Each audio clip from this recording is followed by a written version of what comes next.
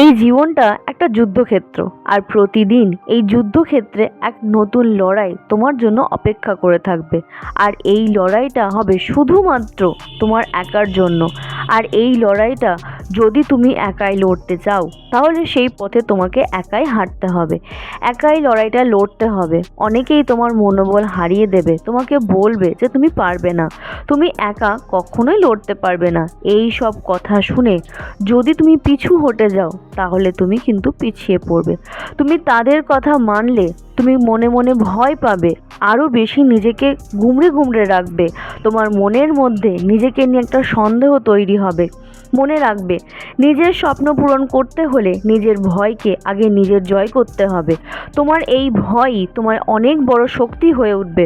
স্বপ্নের পেছনে ছুটতে গেলে সবচেয়ে বড় বাধা হয়ে দাঁড়ায় ব্যর্থতার ভয়।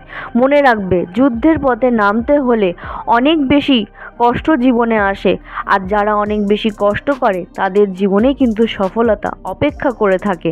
মনে রাখবে, সবসময় মানুষের জীবনে সবচেয়ে বড় বাধা হয়ে আসে অনেক কিছুই, কিন্তু তাদের এই বাধাগুলোকে পেছনে রেখে সামনের দিকে এগিয়ে চলতে হয়।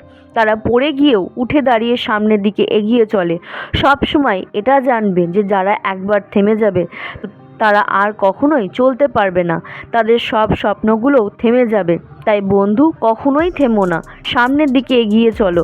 কারণ যদি তুমি রোজ একটু একটু করে চলতে থাকো, তাহলে তুমি ঠিক একদিন না একদিন তোমার নিজের লক্ষ্যে পৌঁছবে।